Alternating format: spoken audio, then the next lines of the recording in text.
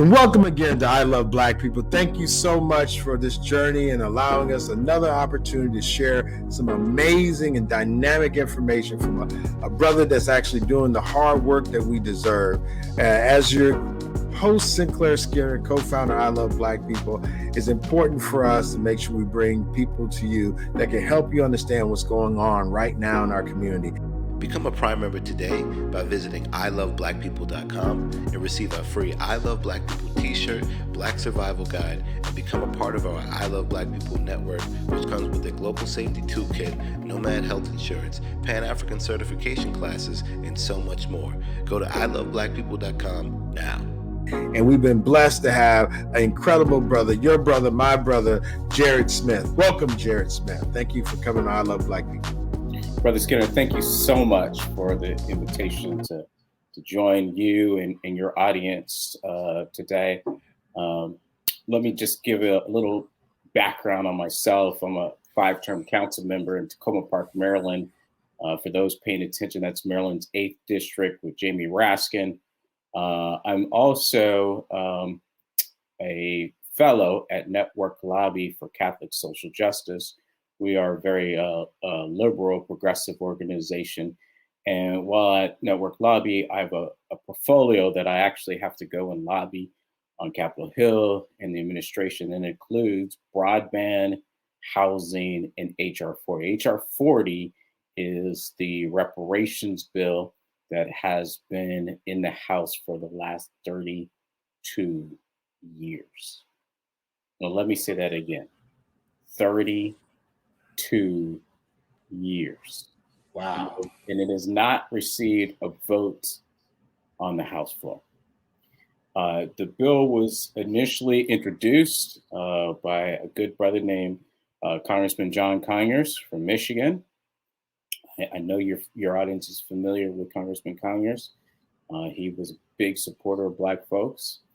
Congressman Conyers, he framed this bill after the Civil Liberties Act of 1988.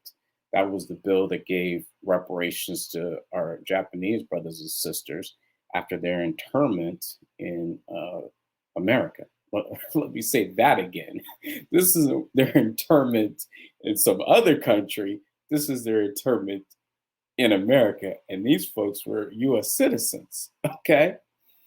And this was because of World War II, right? So Congressman Conyers thought, well, hell, if we're going to do that, we should start looking at reparations for Black folks in America, right? And this bill is nothing but a study. It's a research study, right? It creates a commission. A commission looks at the impact of enslavement, Jim Crow, redlining, all the ills that have been perpetrated against Black people in this country since, you can pick the date, 1619. I mean, the date doesn't really matter. We're just talking about these institutions that have been in place. And all this bill will do is look at it, review it. This is smart people, right? From all over this country. Currently, we have 190 co-sponsors, most ever, right?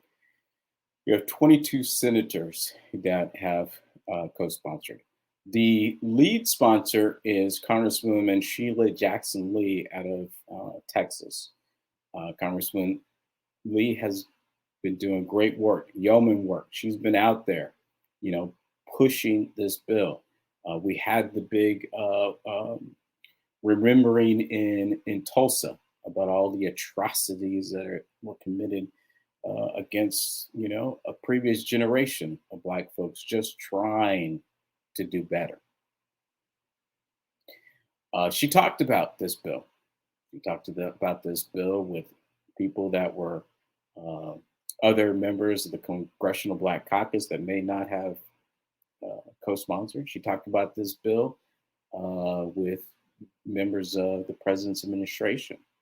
And I assume when she had a few minutes with the president, she brought up H.R. 40 because this is the time. This is a once in a lifetime opportunity to actually start a conversation, right? We're not talking about cut the check. And for me personally, I'm open to everything, right? How do you repair the harm? Coming, being a fellow at a faith-based organization and a Catholic-based organization, repairing the harm is fundamental in Catholic in Catholic teaching. So if someone does wrong by you, what are you supposed to do? You're not just supposed to apologize, but you have to give repair. And that repair, most of the time, is financial. That repair is supposed to have pain, right? You're supposed to make good on, our deal that we have with God. And this is the faith teaching of not just Catholics, but for many religious institutions. I sit on a number of coalitions, and we strategize every week on how to move this bill forward. We've been told by leadership, the Speaker's office, Majority Leader Steny Hoyer, and the Whip Clyburn, that we need more co-sponsors. They would like to see 200. If you go to networklobby.org, you do a search on our site, you can see information that we have on some of the co-sponsors that we are targeting. We're going into their districts. We are asking our grassroots folks at Network. No, you got to back up. So now you have a list of folks. You have a number. Like, this is helpful because this kind of makes it like, let's be clear. We have maybe 122 co-sponsors. I guess you're talking about the House. We have 190. 190. I apologize. 190. Point of clarification. Yes, sir. Thank you. 190. And the number is 200. Well, so that's what we've been told by leadership. Okay, so let's get it out there. That's what they want to see. So we got 10 more to get. I'm sure that there's a moving bar, but we're going to have it and put on this date that they said we 190, we need 200. And what website can people find who's being targeted? Networklobby.org. Networklobby.org. And on that site, they can find who the members are that are being targeted. Do you have, maybe, since the number is 10 needed, at least, I get the point. Are there any low-hanging fruit based on constituency or history that you think, or I'm not trying to put you on the spot, naming 10 off the top of your head, but are there any members that come to mind that our listeners might know of or might be somehow connected to as a constituent? I will say this because I can give you the list, and I don't want to and the reason I'm saying this is because some members do not like the fact that their names are being mentioned either in the media or being targeted directly by social media ads. So I will give you the list. Some of these representatives are in Arizona. Some of these representatives are in Oregon. But they're all Democrats. Okay. Go ahead. Okay. They're 15. The total number is 15. We are targeting them by religion because we are a faith organization. So I can give you their religious affiliation. And you can make their pitch. You can call their district office. We have a number set up that will connect you to their offices, and you can tell them that you want them to sponsor H.R. 40. I'm glad you brought up Juneteenth. I was on a call with a small coalition of faith leaders and the West Wing, and we were talking about H.R. 40, and there was zero mention about Juneteenth, and that happened 4 days later. Juneteenth is, to me, the opening conversation. It is not the end of getting freedom for Black folks. What we need to do is we need to, whomever your elected official is, doesn't matter if they've already co-sponsored this bill. What is really powerful is when other congressmen talk to their colleagues, right? When they're on the House floor, other business, they bring up H.R. 40. But one thing that they all need to understand is 2022 and 2024. Those folks on the other side of the aisle have already started using the tactics that they are going to try to drive turnout. Us Democrats, we got to do the same. And if you want to see numbers that have not been seen in this country for the Black demographic, the political constituency of Black folks in America, you got to get H.R. 40 across the finish line. Now, I'm not saying that both houses of Congress are going to pass this bill. I do this every day. I mean, that would be unrealistic. I don't live in fantasy land. I'm saying that we need to get this on the floor. We need to register a vote. And then we need to get the White House to sign an executive order to take all the elements of H.R. 40 and codify them. You do that, you're going to see it doesn't matter all of these voting suppression laws that our friends on the other side of the aisle are coming out with every day. That doesn't matter, because this will be the start, the beginning of trying to make things right for Black people in America. It's the start. I think what you just said, and somebody said it was the starting gun and not the ending gun or something. I think was so brilliant about the point you're making, because again, you're talking strategy and not just an emotional plea, understanding how the actual system works. And you're not trying to do that hopelessness. There's nothing we can do. And I don't even talk about hope anymore. I think hope is what you give people who are oppressed to take away their self-determination. I hope you, ain't nobody said, I hope I get to Mars, or I hope we get to the moon. They say we're going to the moon, and they put the work in. Amen. So I pray and I get the work done. I get the resources, I take action. I don't do hope, I do prayer. And prayer is real. There's a spiritual component to all of this. So I don't negate that. But when you say there's a way to get the executive order and then talk about codifying it, a lot of that sounded like some fancy words in political space. So I respect that jargon and the sophistication of said words. With that being said, I think it does speak to us not waiting for the Senate to change.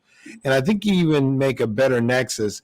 As much as people are trying to rally Black folks to stop the onslaught of the Republican Party and driving back access to democracy, I think when you say that if we give our constituents a reason to vote for something, it probably is going to be better than any other tactic that we can use. Now, talking about how bad the Republicans are, and the fact they may make early voting go away and some of these other things, I think is very problematic.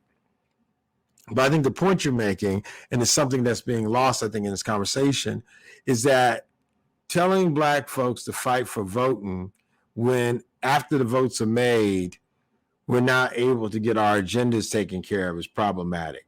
And we're not going to be able to do that much longer before the folks say, wait a minute, everybody else gets what they need. And when we get here, they always talk about, well, what had happened was. Wait. Well, wait your turn, or wait after this. But that's not what they were saying when they were trying to get us out to the polls. So I think in a real way, when you say, okay, whatever the Republicans do, That's on them. But what we can do to control our own destiny is to make sure that if the Democrats are really concerned about Black people coming out and voting and not having a problem figuring out what election day is and what the hours are, making sure Black voters don't mind standing in line, give them something worth standing in line than a hope.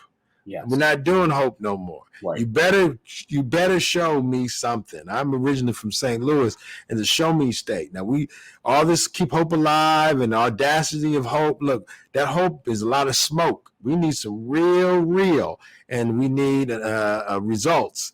And if the Democrats on their House side, where they do have the majority, can't get us across the finish line, but they want us to literally go out of our way to fight Republicans and the shenanigans they are doing to ensure their position.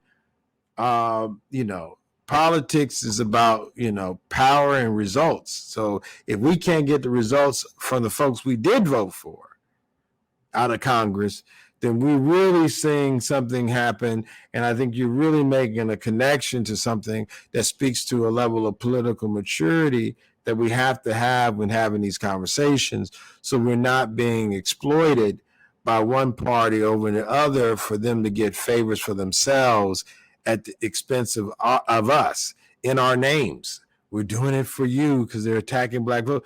Well, look, man, my Black vote ain't been respected on this side either because I haven't got what I was supposed to get. I didn't vote just so you could be in Congress. I voted so I could get my reparations, and you haven't made sure that happened even on your side.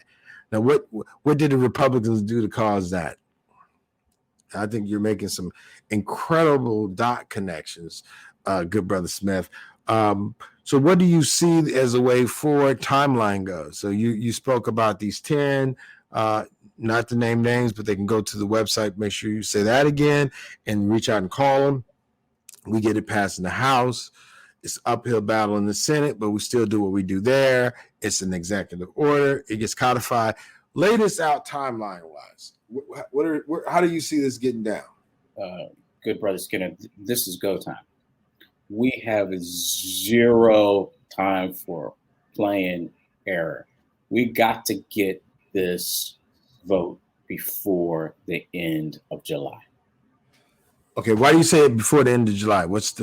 Help us out with the recesses and all those things. Yeah. Give us the timeline. Give us how this thing works. The House and the Senate will be on recess in August. When they come back in September, the only thing that they're thinking about is going to be infrastructure.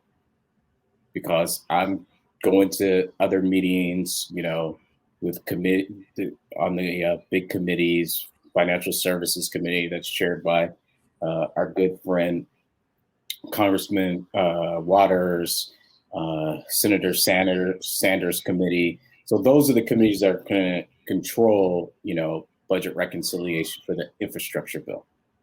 So, Sanders has put out there he wants $6 trillion as the starting point. That's a lot of money. That's more money that's ever been spent domestically in this country. So people are going to not think about anything else once they come back from recess.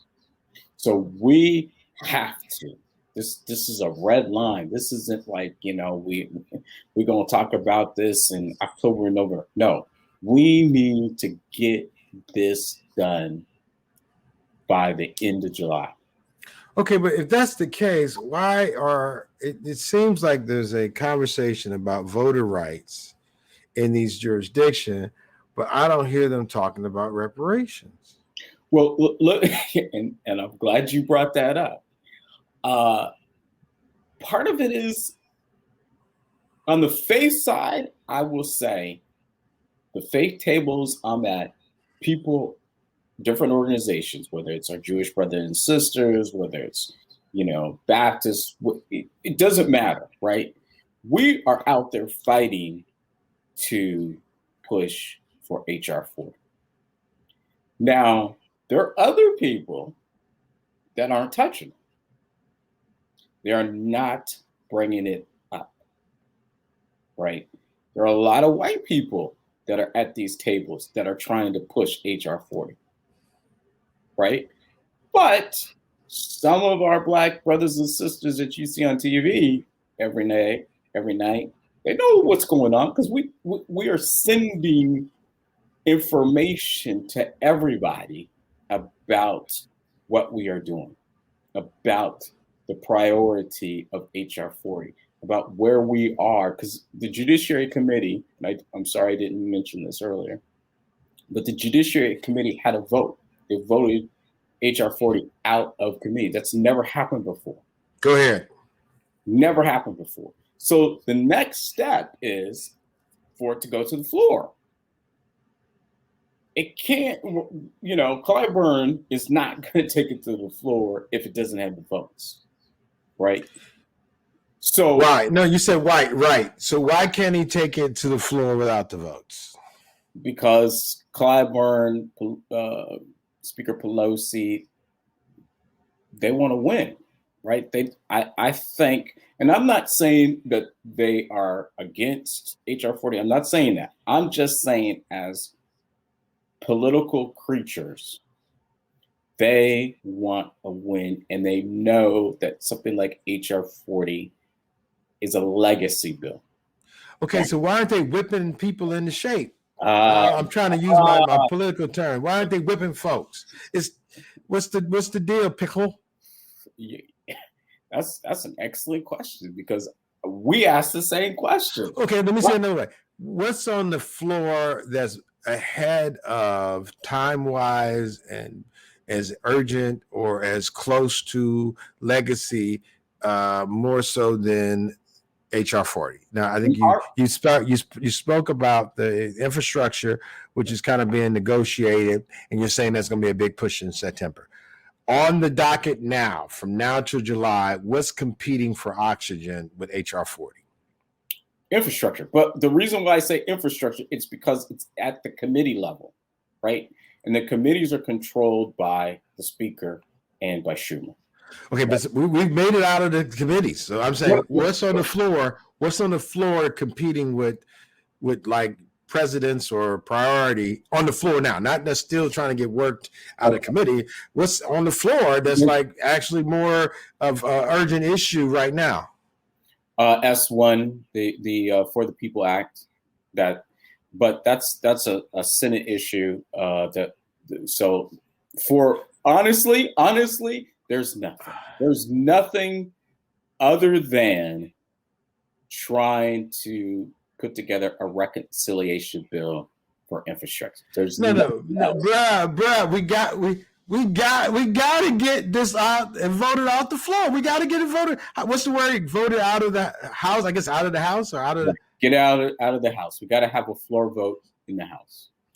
And there's nothing else that's in front of it. They've already voted for the People Act. So there's nothing else on the floor. The infrastructure is still in committee. We're out of the Judiciary Committee. We're on the floor. And from now until July. Do you have a date? Do you have a drop dead date in July or you don't? No, I don't want to put you on the spot. We don't have a drop dead date. That's just. No, you said resource. No, I'm saying this like this. Do you know when recess starts or no? It's resource starts, I believe it's the first week of August. Man, so what you telling us, it's on. There's no excuses. Even though we don't hear about it on the radio, well, you're hearing on the radio, I Love Black People. Go ahead. But besides this, I'm not hearing it on the mainstream media. And that's a problem. I mean, the groups that I'm working with, and these are national organizations, this is all we're talking about. But for whatever reason, other groups, and some of those groups represent Black folks, are not beating the drum for whatever reason. This should be the only talking point. H.R. 40. This is it. I mean, I don't see another opportunity like this. 190 co-sponsors. No, hold on. So, but they got us talking about the voter piece with the fact, but that's already been voted out of the House. Yes, that's out of the House. The problem with nothing. No, I'm not trying to, because I want to keep you focused, and I'm distracting you. I'm just trying to check and make sure I know what's on the desk. Like, what's What else can they do in the House, the people we voted for? Because I think you've made such a brilliant point. Okay, the Senate is who they are. Okay? But we voted for some folks, or folks that needed our vote to win in the House. They need to show and prove that they are representing our interests and actually taking this out of the House. And we get it out of the House, we get an executive order, we get it codified. Jarrett Smith, you're a genius. Like, I think it's somebody needs to create and maybe you can do this and we'll definitely circulate it. We have maybe 90,000 some folks.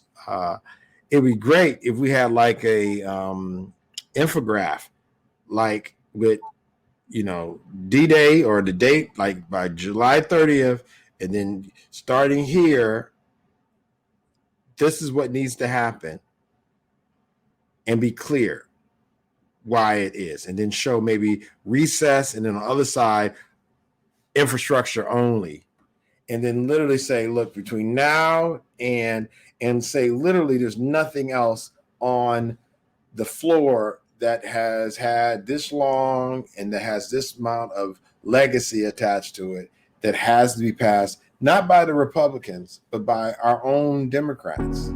It definitely, I know I've taken so much of your time, good brother Smith. We appreciate you. We appreciate the work you're doing, the work we don't know about that you do in our names. We're grateful. Thank you so much for joining us. We're going to wrap it on up, and that's been our episode. And we always leave off with, I am because we are. And thank you so much, brother, for joining us. Thank you, Brother Skinner. All right. Become a Prime member today by visiting iloveblackpeople.com and receive our free I Love Black People t-shirt, Black Survival Guide, and become a part of our I Love Black People network, which comes with a global safety toolkit, nomad health insurance, Pan-African certification classes, and so much more. Go to iloveblackpeople.com now. Special thanks to Banneker Communities.